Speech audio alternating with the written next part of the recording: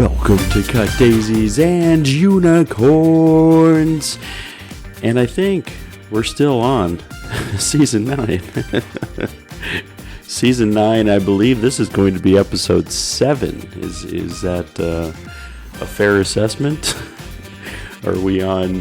We probably should have looked prior to. But I just really wonder how all of our, all of the people, wonder about us and how we're starting.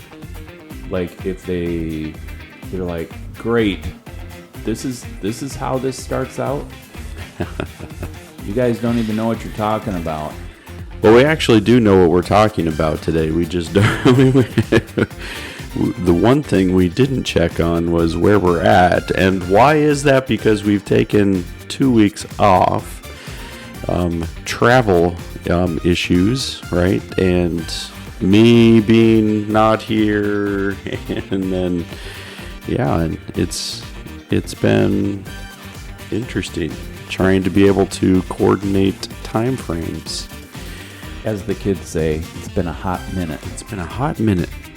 Yeah. So we are on episode 7. This is season 9, episode 7, everybody. Just in case you did not see it when it was posted, it will say season 9, episode 7 when you get to it. So welcome in. It's been hot in Chicago the last couple of days. So where we're filming, we are recording that the room's a little bit moist for all of the fans of moist out there. I would definitely call what's going on one of those things. Mm-hmm. Yeah. Well, I'd like to say one of the great things that's happening is apparently YouTube has changed its format on how it looks. There we go. All right. And yes, we were season 9, episode 6. So this is episode 7. Yes. Here we are, episode 7. Yeah, episode 7. It's really funny. On YouTube, I know this is not all of our listeners because people are actually listening to the podcast as an audio file. Right. Because they're at work and they like to plug their ears into something and, right. Let us be the earworm digging a hole to their brains. We're kind of like a virus. We're kind of... Actually more like an alien being that's coming to you through... Because that would be more wormish, like a virus would be, A worm with teeth and little eyes. On a cellular level. I mean, like if a worm's going into dirt, what does it need eyes for? Right. Yeah. The eyes of the worm are always watching. The eyes of... I think that'd be a great, metallic band name. Right. Metallic rock. The eyes of the worm. Eyes of the worm.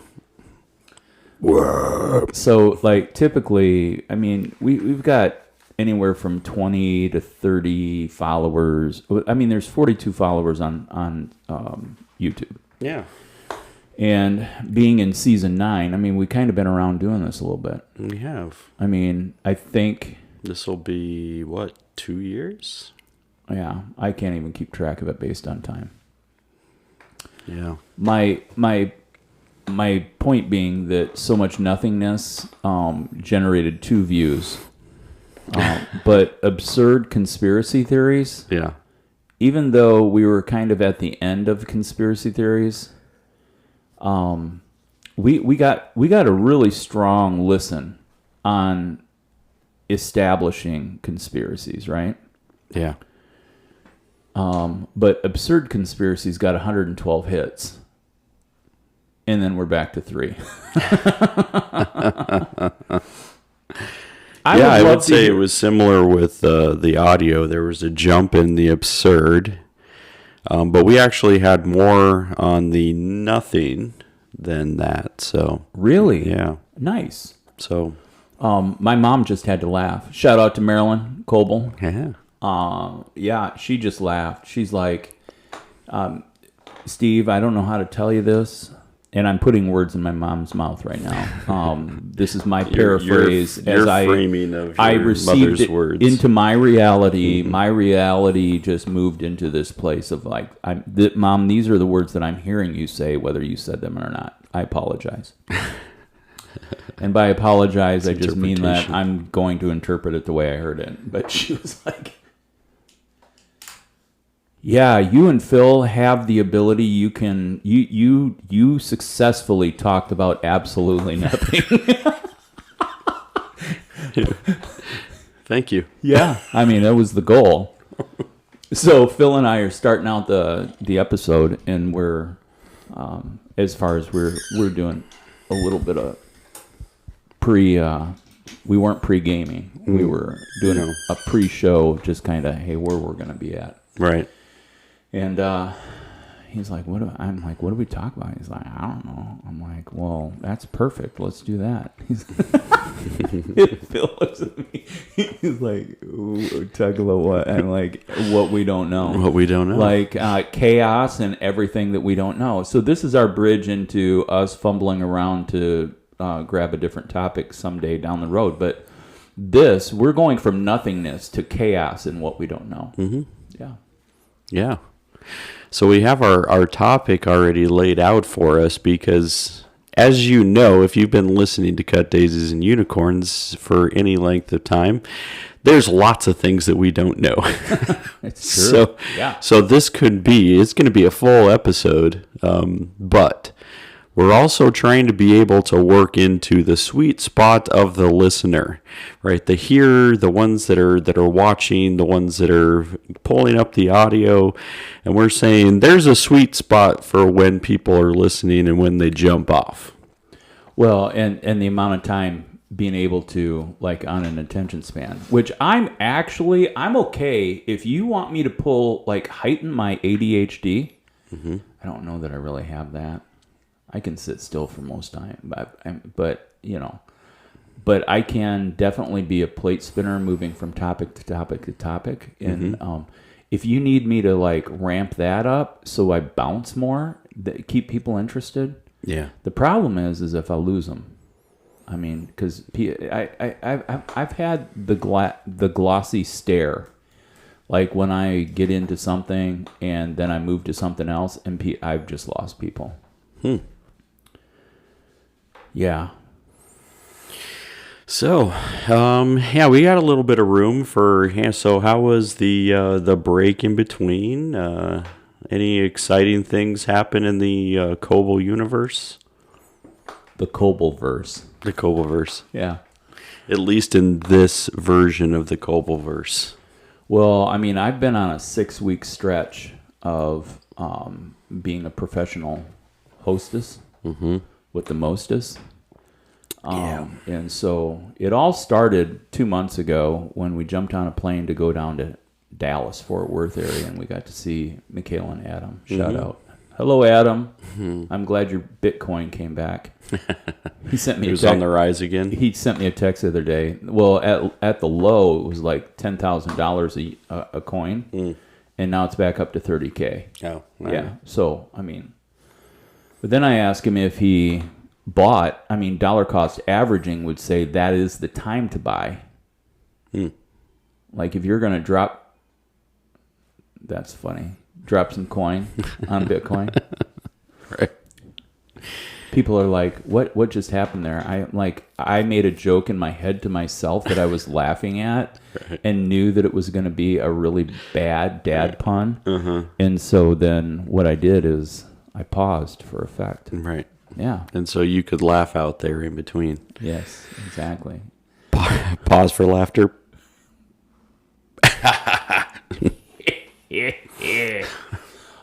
So anyway, but yeah, so that started, and then we're back, and then we had a friend from Hong Kong come in, and she hung out over Memorial Day. Then I was out to Iowa and hung out there for a week, and then I came back, and then I was back, and then I left for Iowa because a different friend from Michigan came in. and so many train rides. You know that I'm going to have you, Chicago, talk me through the subway system and the other color lines. But I got Metra into OTC and Union Station with Amtrak down. Bam. Like, I may not be a Chicago native, Right. but I'm becoming acclimated. Yeah, and I would say the Metro would be Chicagoland because Metro usually is coming from the burbs into the city. Agreed. Right. So, yeah. So Chicagoland is down. Now you got to get your L down. See, that's what I'm saying. Right. Like, I don't even know how to get to the L. Well, I mean, we've ridden Well, the L before, I but you're know. just saying where. Yeah, but you're my handler. I mean, like, even when we start the night out, these are all clues for people. Right. Even when we start the night out and we like go to an L station, Right. I don't know where we're at. Or like which one? Yeah. Yeah. I mean, like, I think the Brown line is on Elston, and not Elston. What's this one out here that's Kimball and Lawrence is the end of the Brown. that's the end of the Brown? And everybody wiped. Yeah, so when you're looking at the Brown line, how you're going to know is the Brown line will say either Loop or it'll say Kimball. And those are the two ends. So Brown line it goes from Kimball and it goes down to the Loop. So the Loop is considered downtown. Oh. So Brown line doesn't go any farther than that. It just goes Kimball, downtown, and it goes loops around, comes back down. And that's when you'll see the switch over, whether you know the direction you're headed. If it's saying you want to go back to Albany Park, then you want it to say Kimball. So Kimball will bring you back to the Kimball Brown line end. If That's you're still like, hey, I'd like to go downtown, you're like, look for the Loop. It'll say the Loop. And it'll have a brown sign with the word Loop. So that's just the Brown line. Yeah. So and then and that's where you want to be able to distinguish, like you're jumping on, let's say, blue is one that some tourists know or familiar with, because if they're flying into O'Hare is the blue line. Yeah. So the blue line, you'll see the word O'Hare and in a blue sign. So that means it's going to O'Hare. Right. And it'll stop at any stop along the way. Right. Yep. And then blue line, does come downtown, but then loops back out to Forest Park. So it makes a big kind of like U shaped. Instead of doing the Brown line just comes down, circles around, and comes back out. Yeah. So those are just the two lines. I mean, and then you get the red line, the purple line, the pink line, the green line. So Yeah. yeah. And so that's I stand corrected. I've got the Metra that goes by me, Chicagoland, which is Waukegan to OTC. Yeah. And I'm just glad I've got the app on my phone and I've figured out how to work it. Right. And Yeah, and I think, I know that some people are like, Apple Maps are bad or something, but I mean, they've made big improvements since they were trashed. And so, I mean, their transit app on there is really, so you can switch from driving to transit. And the transit will give you every single line. It'll tell you when to jump off and transfer trains. Now, the transfer part of it, some people get confused about. But for the most part, you're like, hey, this says to jump off at Belmont. Well, Belmont's if you're going from the Brown line, you can get to, I think, 4 other lines from that Belmont station. oh wow. So that's when it's like, transfer to, and it'll tell you when you're riding the train, transfer to red, blue, green, pink, whatever it might be. Get off here if you're trying to transfer. Yeah. So there's a couple of those stations along the way that you just want to be aware of. Like, hey, if I want to go from brown to red, because red will take me further south, right? It goes north-south pretty much straight along. Yeah. So if I want to go further south past downtown, Yeah. then I'm going to jump on the red. So I've gone, so I go, if I'm going to like the White Sox stadium, Yeah. I'll go from brown to red. Red will take me further out. Yeah. Jumps right off at the White Sox stadium. So Yeah. real easy trip there. Yeah. Yeah. Yeah. But the transit app, it'll tell you exactly where to go. And there Jump off here. There are subways too. Well, the L is technically the whole name for it because most of it's elevated. There are just parts of each line that'll also be sub, right? So it goes underground. So there is no subway. Yeah, they just separate from the L. No, they just call it the L. See, and this is how we start. If you wonder how this feels, it's very chaotic. Yeah. I mean, like, but once you get the hang of it, I mean, like there is that's the thing. How much of what we don't know ends up limiting like our existence and our perceived living out life, but yet what we may see as chaos. Oh yeah. Really, with someone taking time just to walk us through some things, I mean, it's not as chaotic as we would think. And there's a lot of tools out there to help us, like, navigate the chaos.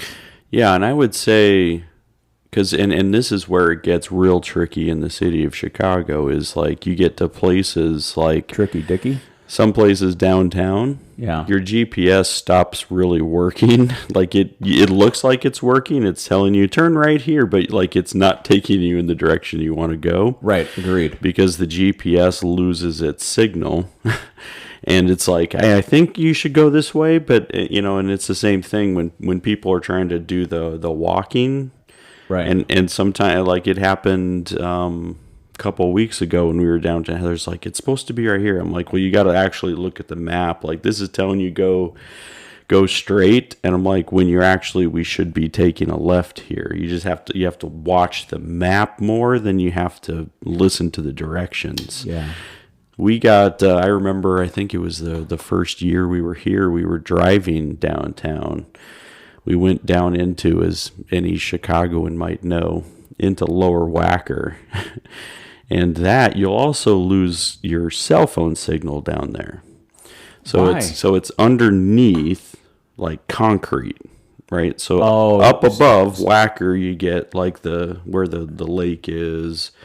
The river comes through there where they dye it green. That whole thing. Yeah. You go into Lower Wacker, you're underneath layers of concrete or cement or whatever building material, and it's dark. Oh. So you're like, I don't know how to get out. Like, so you could drive around there and your GPS is not working, and you can get lost at Lower Wacker. Wow. So if you've ever been lost in Lower Wacker, you'd see, like I remember that first time driving through there, and we couldn't figure out which way was out.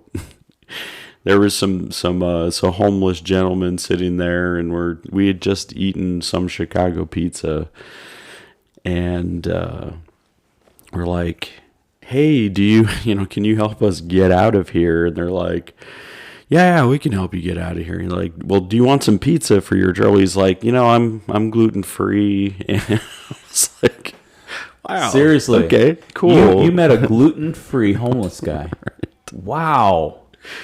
And I was like, cool. So then I think Heather found like a baggie of change that she ended up, here's this baggie of change for you. Oh man, it was interesting, but I think obviously we did end up getting out of there. Nobody stayed down there that I know of. So that was kind of the story of, it was chaos. Yeah. Oh my word. Yeah. There's a part of, like, I really enjoy, and this is no surprise to our listeners, mm-hmm. but I'm a bit of a homebody. I'm not sure if I really am a bit of a homebody, yeah, or as I've gotten older, yeah. Is the old adage I'm more set in my ways? Sure. Can't teach an old dog new tricks, that kind of stuff. Woof. Everybody expected that one. But on the other side, there's parts of me that are spontaneous and adventurous. But man, there's just like this. I don't know how to explain it. Maybe our audience would pitch in and send us some feedback on this. But is it creature comforts? Is it the comfort of the known? Like there's stuff in my life that I'm stretching myself on, but I can also see how I probably don't push myself. I don't know. And maybe that's self-judgment going on right there, Right. Because, there's things. Oh, my word. Guess what? You should see Phil's face. So I have had an affinity. I like to take pictures. Yeah. And so I'm thinking through what I'm saying at the same time. And so I'm like, oh, Right. And I'm like, yeah, this is just me being hard on me because there's plenty of things that I push myself on. But so on the way out of town to go to northern Michigan, the beloved state of origin, I think I pee University of Michigan yellow. But yeah, we were going to Traverse City. On the way out of town, we stopped at the consignment shop. Well, they had just switched over their theme and stuff like that. Yeah. And they had a bunch of photography stuff. So I'm looking. I picked up a 1960s Nikon AF camera that is in really good shape. Got the battery ordered. Now the light switch or the light meter works.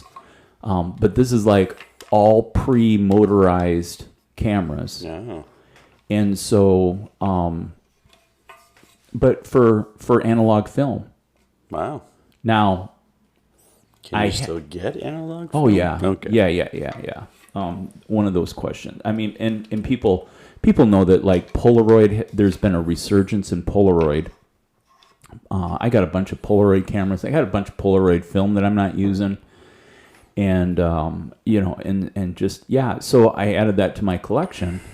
So now I'm in the process of refurbishing this, which means like single lens reflex for those who are into photography. You know what an SLR is. For those who don't, basically it's like you have a mirror there, and when you're clicking, it's the mirror that's imposing the image on the film for the length of time, blah, blah, blah, blah, blah, depending on the speed of film. So anyway, I'm geeking out on this thing, man. It's totally cool. So Yeah. I picked up that, and God bless the internet. So I'm looking, and there's an autofocus lens 18 to like 100, and that may mean absolutely nothing to you. It's true. 18. So typically, a street camera is 50 millimeter. 50 millimeter is like, it's not super wide, it's not super narrow, or like when I shoot portraits, I'm shooting through a 100. When I shoot landscapes, I'm shooting through these wide angle things. And wide angles, if you're watching the video, I have my arms spread out, but it looks like I only have one arm. Right. Your other arm is cut off. Yep.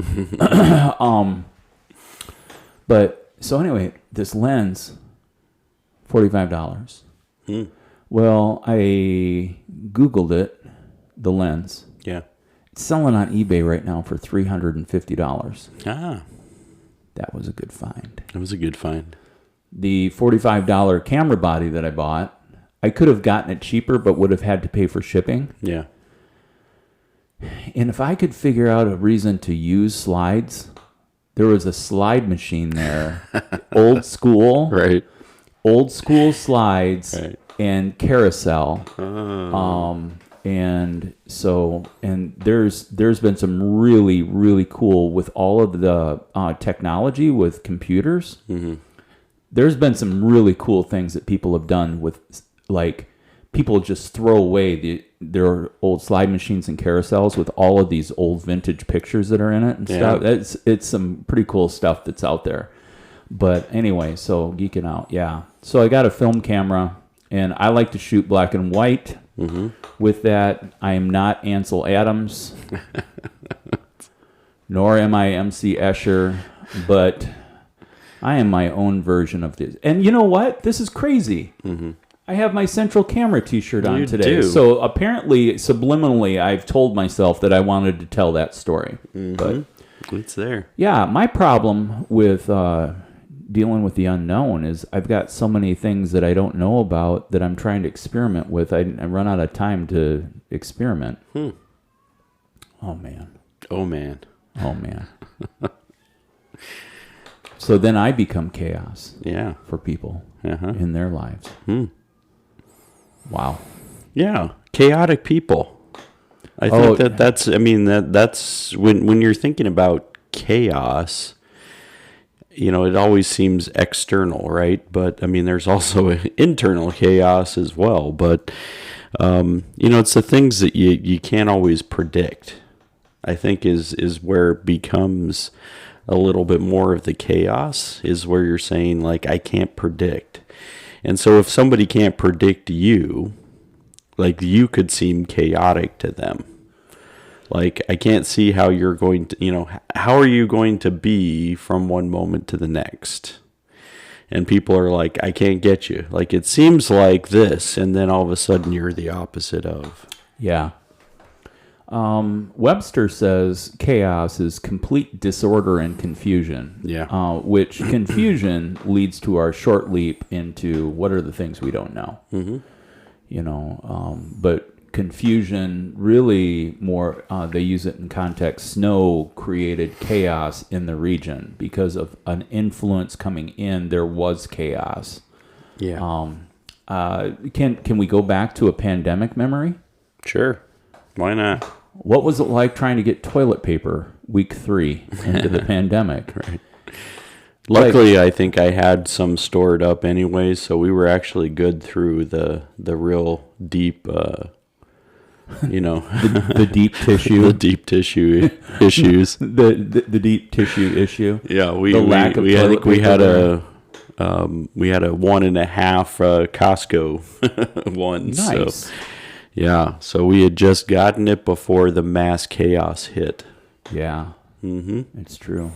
But I can remember. I mean, and yeah, it was easy to see the stories, and that's where, what does chaos lead you to do? Because you were like, and even my wife, like, do we need toilet? Like, no, we actually don't need toilet. But you know, like, you get that feeling inside of you, like, maybe I do, maybe we need it. Like, are we never going to have toilet paper? You know, like, let's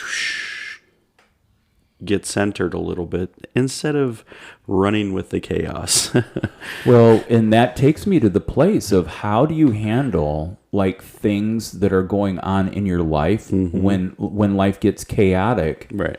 I think learning ourselves, we have to move into to be able to visualize or to at least take a look at ourselves. Oh, yeah. And say, how am I responding to what is chaotic, you know, and what are my leanings, or where do I head into this? Because you can either get swept up and you become a participant in the chaos, or you're able to identify the chaos, and then the probably way to work through is like, how am I going to navigate this chaos and not become a part of it, creating greater chaos?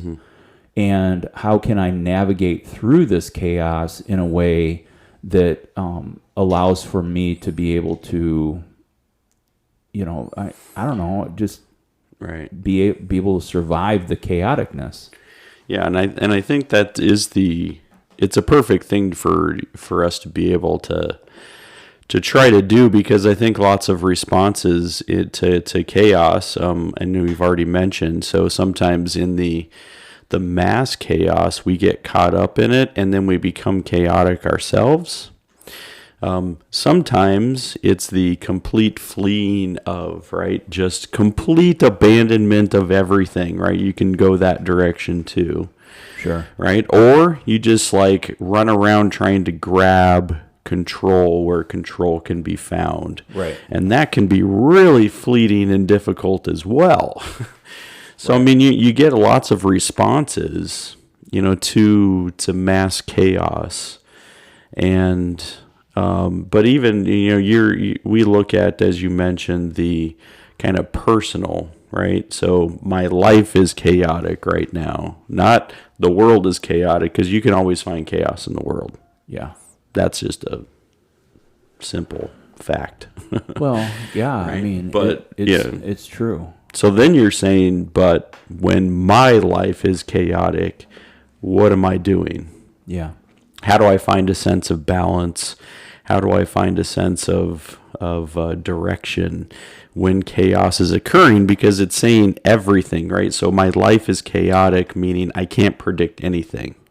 I don't even know what's going to happen for lunch, dinner. I don't know what's going to happen for the moment that I'm in is kind of just all up in the air, right? And that's it. It's not fun living in those moments unless you're an agent of chaos. Well, and that brings me to my next segue of our conversation. Right. And that is, what do you do when you identify people of chaos within your life? Mm-hmm. And how, and I think to personalize it, asking the question, now, any narcissist would never take on that they are chaotic people. If they are chaotic people. Right, it's true. Narcissism doesn't want you to look at that. No. I mean, the general shield within the psychological makeup of a narcissist would not allow for the narcissist to be able to say, "Oh, yes, I am the agent of chaos here." Right. They're just irritated at everyone around them for not getting why everything should be done the way they want it to be done. Right. And that doesn't mean a control freak is necessarily classified as a narcissist. Right. Just to make a distinguished deviation from this thing that we're talking about. But are you an agent of peace or are you an agent of chaos? Right. And I would say if you're trying to be able to consider, are you a narcissist, then chances are if you're even considering it, you probably aren't. It's actually true. Yeah, because right. Narcissism will never try to, there's nothing wrong with me. That's what narcissism would say. Yeah. Like, actually, a true narcissist would look around the room to find a greater embodied, powered narcissist to be able to shift blame to, rather than taking on the narcissism of their own self. Yeah. I mean, that's dealing with true narcissism. Right. But I think if we pause, just to give people a chance to, you should take time. And me again, analog camera lover. I'm a lover of pencil. I'm glad I mentioned about me bouncing around. So I was watching John Wick yesterday. And the last chapter? I have the trilogy on DVD, and so I started with one. I slept through the second one. I hit a wall. That's a story. I set my alarm for 2:30 a.m. People are like, Coble, usually don't go to sleep before then. I said, actually, that's a mythological lie that has been sold to most people who ever know me. That is not true. I do not stay up until 2:30 in the morning. There have been. Well, but not. You're saying it's not your regular pattern of life. Yes. Symptomatically, in what is caged within this human body is I can probably once a month, if I get to a place where I'm not sleeping well, I can be up until 4 a.m. 4 a.m. is like my limit. But like how often that happens, I'm saying once a month.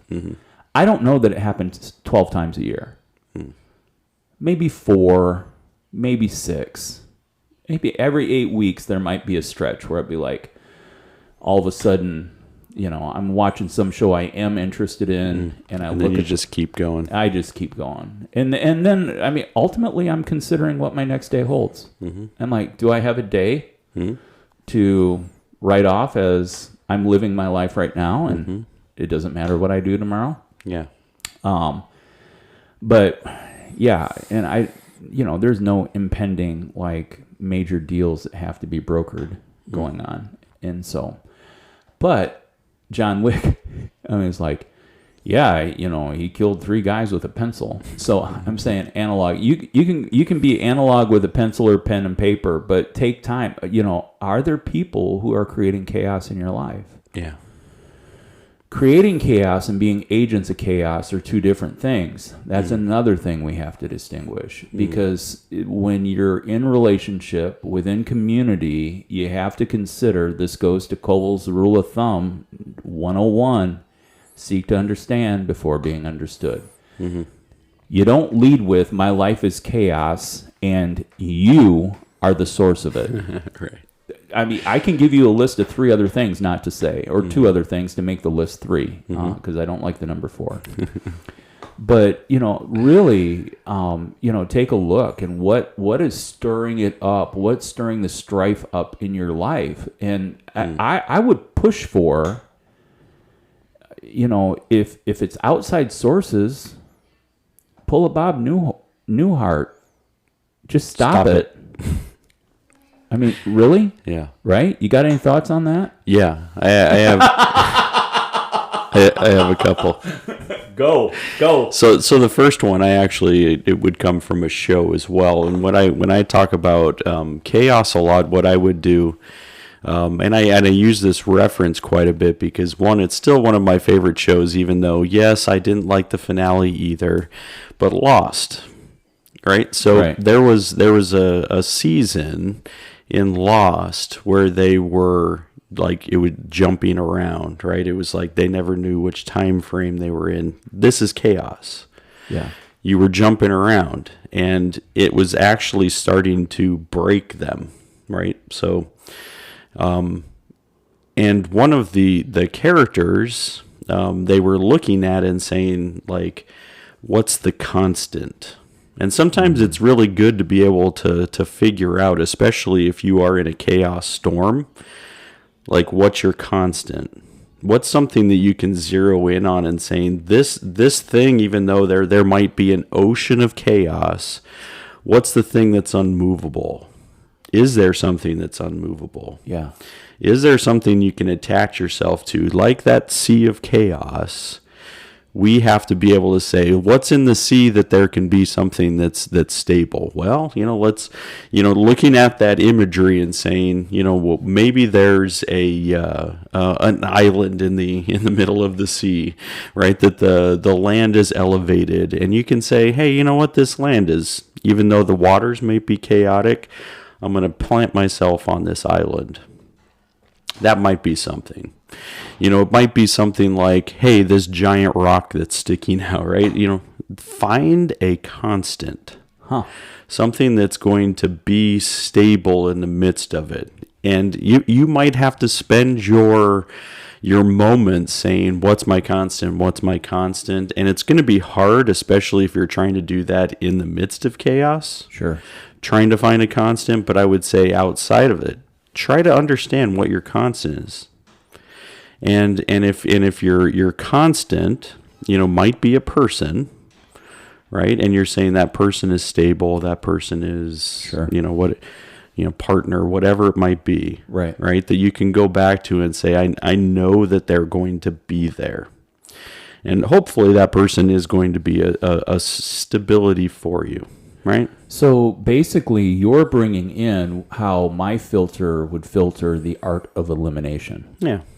So if there's a lot of chaos, yeah, you have to eliminate the noise, right? Eliminate the motion, eliminate to find. You start filtering through to find what is stable, right? You find that, and then from your point, you say you linchpin on that, which is a weird term. Sure. I'm not even sure if we should use the word lynch. Yeah. But like it's the stable part that you attach to. Mm-hmm. Okay. Yeah. So I think that and this even goes back to like people dealing with anxiety, right? When you're having panic attacks, they always say, like, identify 5 things right now, right, that you see. right? So I see, a camera, I see a light, I see Steve, I see a table, right? Yeah. So there's things that you're identifying, because this is going to slow your thought process, because you're in the midst of a panic attack. You're thinking of all the things that are going to destroy you. Right? So one of the things that people who struggle with panic attacks is it's a hypersensitivity to external influences or external stimulus. Right. Just to break it down for, so when, like, if there's someone in your life who does struggle with anxiety, you know what? You bring up that point, and I can speak from my own personal life with my partner that Amy experiences anxiety when a room is disheveled, when there's a lot of stimuli of things.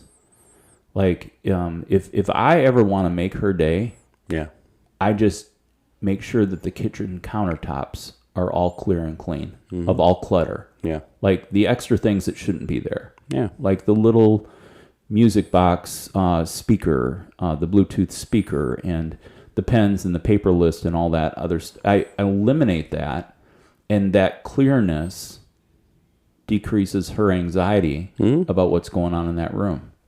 Yeah. I can't believe she survived our renovation. I literally had a lumber store stacked in front of the TV. Right. Right. I mean, but that's, identifying then. Yeah. So maybe that still caused some anxiety, but she also was able to put it into a category of saying, well, I know that these things are being done, right? There's construction in the household. Yes, There's this that's going on. I can box that up. I can put that in its position and know that wood is not going to be there forever. And it was leading to a greater point of pleasure in her life in regards to that when the project is complete, then as a whole, life is better. Right. Yeah. She was able to navigate that. Yeah. So the second thing, what I would say, is finding your constant, your stability. That's the first thing. Yeah. Find a constant. And I would say the second piece would be more boundary setting. Oh. Right. Which was where I was probably headed, right, in regards to elimination and that. So you're breaking it down into words that everyone can understand. Find a constant, and then clear boundaries. Yeah, and I would say within yourself and sometimes people. I mean, we've talked about narcissists. We've talked about, agents of chaos. So sometimes what we need, of chaos, right? It sounds like a good band name. It hits too close to home. No. But I would say sometimes when you're looking at that and saying, there's people that are causing the waters to stir, right? They're causing some of the waves to, like troubled waters ahead. They feed on it. Right. There are people who cannot survive unless they're creating chaos. For sure. Yeah. And I think that's where we then need to say, so what boundaries do I need to set? Yeah. And this is even going back to, and I think it doesn't even have to be agents of chaos. This could be chaos in the world, which we know, as I said, is a constant as well, right? There's constantly chaos. And so with that, you'd say, I also need to set a boundary with that. And what does that mean? And we've talked about this before so what are the things that are coming in and feeding that chaos? Well, news sources, right, social media, whatever it might be. So I've got to figure out how to even set a boundary with this because it's causing chaos. So boundaries can be internal for yourself, can be, yes, external towards some people in your life, and even further out circle, saying, and also for the things that are happening in the world, because it can be very chaotic. It's true. So I think boundaries it's a good word. There's also a book called Boundaries. Yeah. Townsend. Dr. Henry Cloud. Cloud and Townsend. Cloud and Townsend. So, so I mean, so if you're interested in learning more, it's a good book, and it's been updated recently. So, Oh, cool.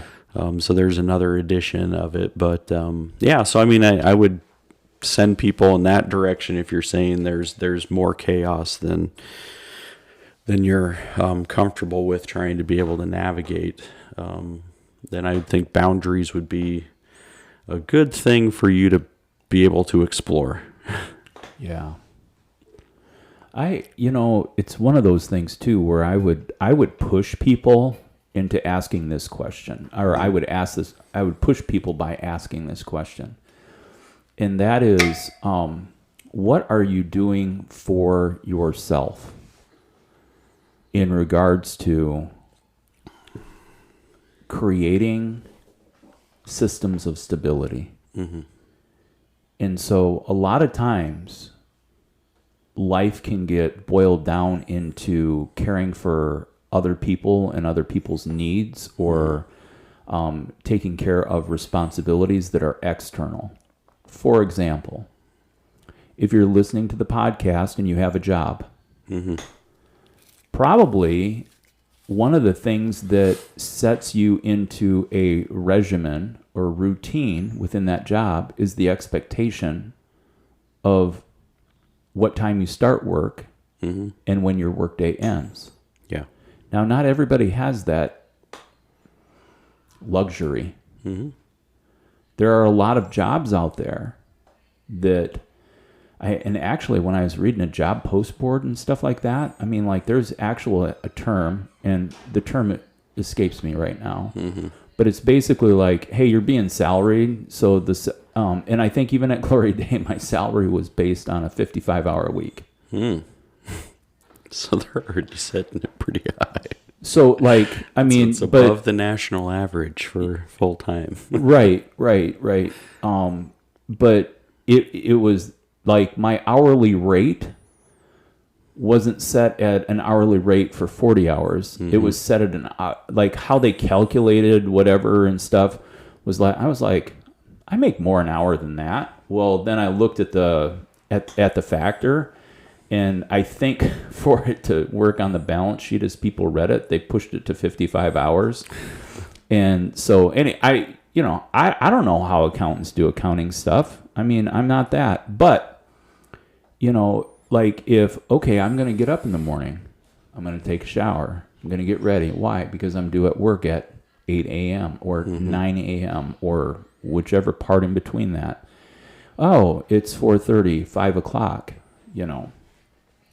For me yesterday, I was like, I know I have this list of stuff to do at the house because post guests and visitors, blah, blah, blah, blah, blah. There's enough chaos going there that, I needed to care for. And that chaos was of my own making. Mm-hmm. Like, I made the messes that are there, but I hadn't scheduled in time. So I'm like, I'm going to knock off here at this job. Yeah. And go and head towards a personal. See, now there's how I'm navigating. How am I going to deal with my chaos? Is I have a personal job to take care of. Yeah. And so, go in and do that. But take a look at what are the systems that create these spaces where you can have good boundaries. As a provider, as a person with a job, that's a responsibility. That responsibility allows for me to bring a paycheck home, to be able to care for the needs of those that I'm in family with. Mm-hmm. And then probably your job dictates how you dress. It's true. Right? I mean, what's the dress code? Mm-hmm. Based on the dress code is what you're shopping for. Yep. But if your finances are a mess because you're addicted to shopping or shopping at a level that exceeds your you know what I'm saying? Like, and we're like, oh my gosh, I don't have enough money for gas. Wrong answer. Right. You need to get where you're going. Mm-hmm. I mean, unless you're taking the L. but still, that card needs to be charged up. You know what I'm saying? Like we can externalize and say, oh, well, that person of chaos is driving me insane. Yeah. And actually, we may be our own person of chaos. Right. And although we are being driven insane at one level, we may also, and that's where we have to then move into, once you seek to understand why someone else is tripping out because of the chaos, then you can come to the table with your own confession of chaos. Right. Like, hey, I know I'm creating this in this situation. Yeah. And you know what? I think that trips partners out when you come to the table with a confession like that. Right? Yeah. I think everybody has probably been some version of an agent of chaos over time. Right. Right? Because, chaos being the unpredictable, right? And sometimes we're like, hey, there might be the chaos storm inside of us, but we're not letting anybody else know about the chaos storm. Sure. And then we react differently. Like, you're like, normally you wouldn't react this way. Well, what is it that's happening? Right. And sometimes people are able to identify that before we can even see it. Yeah. So recently we've been, had some road trips. And so was listening to... I've been tripping on the road. Right. But listening to some podcasts about trauma. And so what does trauma do to the body? And it says the body always keeps score. So how is it that we're actually going to understand trauma? Sometimes we won't even understand it or know it until it's actually, there's external stimuli, that reminds us of the trauma of the past. So there's all these things, and we never even realize sometimes the level of trauma that we have experienced. Wow. And so it's, things like that. And I'm not trying to be able to say everybody's trauma is equal or whatever, but we also are saying people are going to feel it differently too. Absolutely. And so people are going to respond from it differently as well, right? And it can true. cause a level of chaos throughout your world when you're not understanding the trauma of the past and how to be able to navigate it into the future. So it changes our brain chemistry. It changes sometimes our body chemistry on how we're going to even respond to things. And so, like, a lot of things, learning about that trauma that can cause chaos. Yeah. So there's a lot to be able to sort through when you're dealing with the chaotic. That's kind of where I break it down. Yeah. And if you're feeling like you're in chaos, then you have to understand that it could be multiple sources. Oh, absolutely. So you're going to need to spend some time with this to be able to find out what's the external or internal things that are happening, and it's going to take some work. So break it down, get to that place where you're like, all right, I can understand this a little bit more. Yeah. And oftentimes I would say, so one of the things coming back to the job and, you have the framework of the security of the job structure. Mm-hmm. Get up, take a shower, go to work, end of day, come home. Okay, so there's that structure there. Mm-hmm. There could be chaotic things influenced by the people who are involved in your job. Mm-hmm. There could be stressors that are imposed by your bosses or people who are over you in supervision. Right. But, my question in going back to reflection is, how can you break certain things down in all sections? So if you have your pen and paper, you may want to write down, like, the first part would be identify chaotic sources. Mm-hmm. And why I moved to there, because it's not always people. but you could do external and you could do internal. Right. Like, so I just identify. Then in the next section, you know, and you may identify external and you may identify internal, like take the time to do that work. Right. If you don't have a person that you could actually say, hey, I'm going to do this exercise, just for the sake of it, I'd love for you to look over my list and talk to me about, because then we get into the blind side and, you know, be able to move into the work of, hey, do you see things that are chaotic in my life, right, that I don't see as chaotic? But if you don't have a person, if you don't have, you know, someone that can do that in your life, then I would really push you that if you feel like you're paralyzed, you need to get a professional to help. Yeah. And you can call that person a life coach. You can call that person a counselor. You can, you know, like there's multiple levels out there. Right. And if you're a person that doesn't have any direction to know what to do with that, I would say send us an email, because Phil and I are both connected with sources that we can point you into directions that would help and be able to, you know, say, hey, try this. And both of us have different experiences of interaction in person, interaction online, you know, and people that we can draw from as sources who may not be your person, but could be a person that could help out. Okay, so there's that.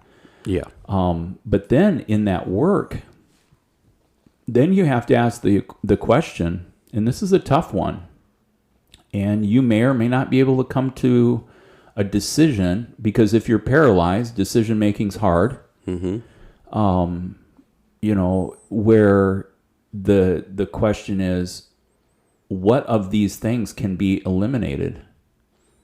Seems harsh, but I was telling Phil, I murdered a tree yesterday. And, you know, I mean, in pre-planning, you can do your best to estimate, but sometimes your estimations can overshoot, like, the proximity of what you're trying to accomplish. And in my situation, I was, you know, working on the patio, trying to get a thing set up, a couple things set up, and we ordered 2 planters. And when we ordered the 2 planters, I knew what trees I needed, and I got trees for the planters and for the cattle tanks and all this stuff going on. And come to find out, you know, like when you're dealing with a, I don't know, 12 by 8 patio, I just had too much stuff. But I thought, we'll give the trees a shot. Well, one of the trees died. The other one came to a death, and I really struggled with cutting that little evergreen tree down, because that evergreen tree didn't do anything to deserve to die, but it gave its life. It gave its life. No, I took it for a greater purpose. so I could create more space once again. But I mean, like, there's things. It's like, no, I need to eliminate that. And I've talked about, you know, like, hey, you know, I've got this list of all these things that I need to do. Okay, well, what are you doing that's taking up time that doesn't allow you to get to the things that you want to do? Go through and make a list of your day, or a list of primary things throughout the month. These are my responsibilities. These are the things that I'm doing. These are the things that I want to do. Those columns are not going to be the same things. Right. You know? It's true. I'm passionate about multiple creative outlets. Does not mean I have enough time to live them all out. Right. I would love to spend more time drawing, but right now, I've got a kiln to rebuild. Yeah.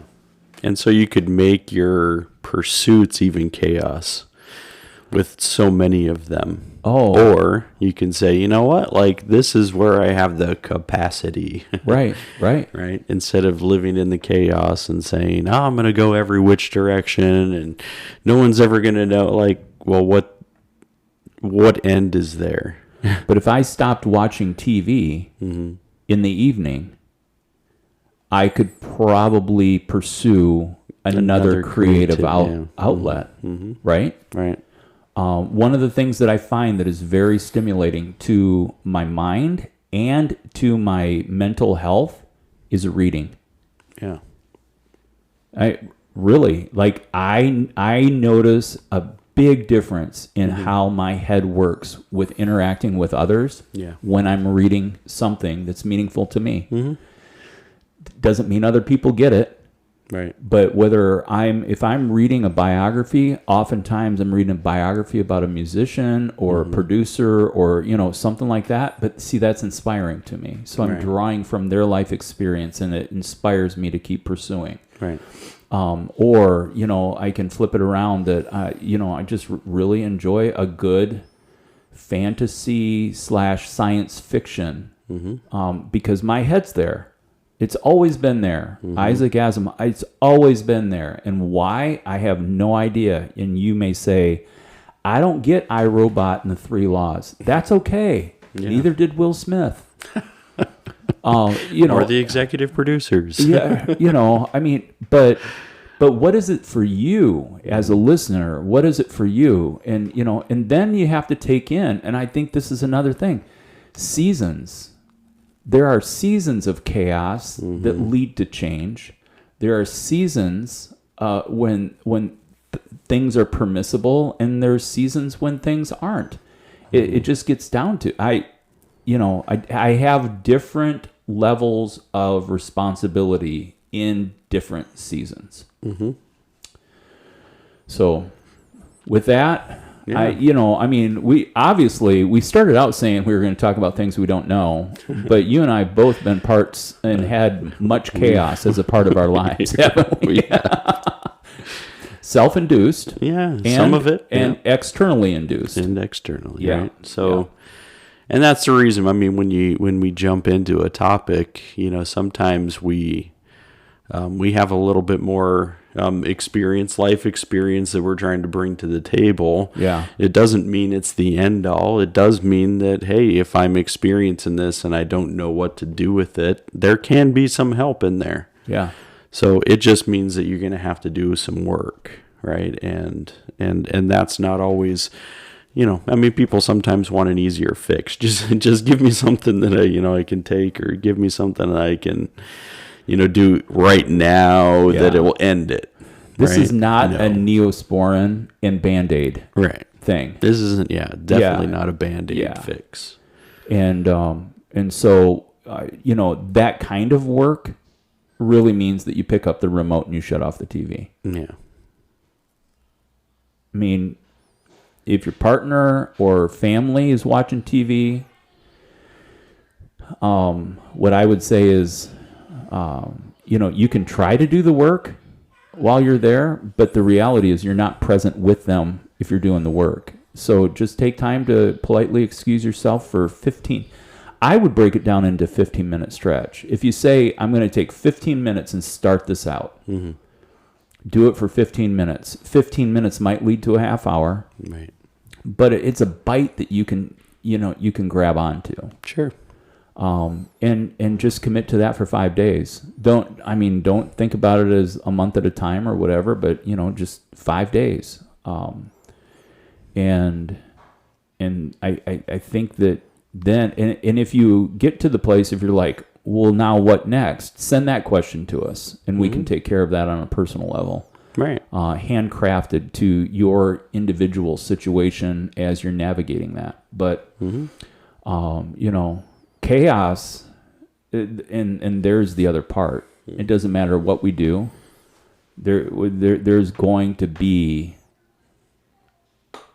the influence of chaos. We're going to have to learn how to navigate it. Oh yeah, yeah. Because as we've said, we know it exists, so we can try to ignore it, but that's not going to be helpful either. I think the word is cope. Right. How can you what coping mechanisms that are healthy for you can you put into place to be able to navigate the chaos? Right. And healthy is important to absolutely. highlight there. Absolutely. Because there's a lot of unhealthy coping mechanisms that you can try to adapt, but it's going to be that word, unhealthy. Yeah, isolationism is not a good resort. Right. Because again, but that's in our worldview. Mm-hmm. To put it out there, our worldview is humanity was created to coexist. Yeah. And we say that through community. Mm-hmm. So, yeah. Yeah, so there's some things for you to consider today if you're dealing with chaos. And feel free to reach out to us, cutdaisiesandunicorns@gmail.com.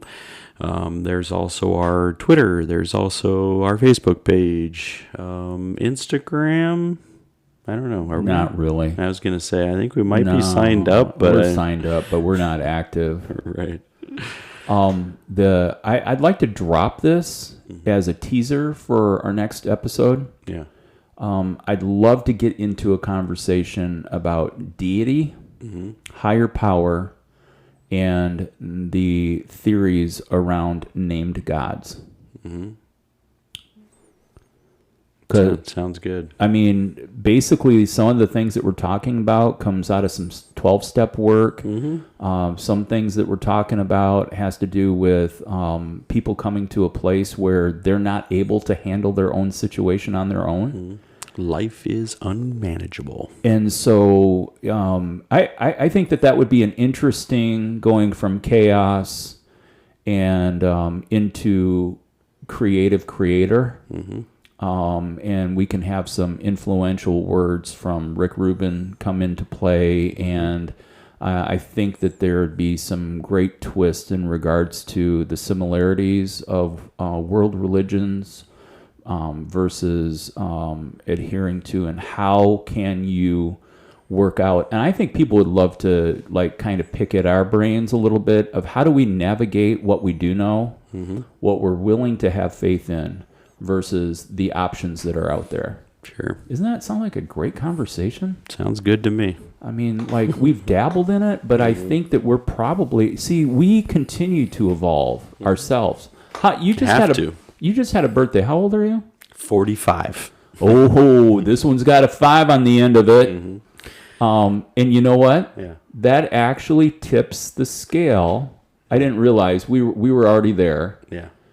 But that gives us 101 years of existence to combined experience. Yeah. We're centurions. It's a good way to look at it. Right? Combined experience. Well, because the thing is that our conversations work about the way we're built. And that is, I can come in really abstract and broad and have this stuff, and then, like my good friend Nick says, then you just boil things down so people understand. That's how we balance. We balance things out just like that. That is all good. Well, you know what? Somebody's spamming me, giving me a call. I think it's probably time to sign off. All right, everybody. Have a good Sunday or whenever you're listening to this episode, and feel free. Send us your thoughts, your feelings, your emotions, your... I don't know whatever else. You're really asking for that. Right? Yeah. I mean, you can send it. Yeah. Okay. So we're here. Well, and I would just send out to you that my wish for you is that in the moment that you're in, that you would be able to navigate the chaos. And that may sound like a really different benediction, although I do long for peace and I long to be a peacemaker. Yeah. I just recognize in our conversation today, I have come to realize that is not necessarily available to everyone at the same time. And so for you, and what I hope for you, is that you are surrounded by people that will provide for you the way to navigate through the chaoses of your life. Yeah. In a healthy, constructive manner. It's true. All right. Well, everybody. From the Cut Daisies and Unicorns studio, moist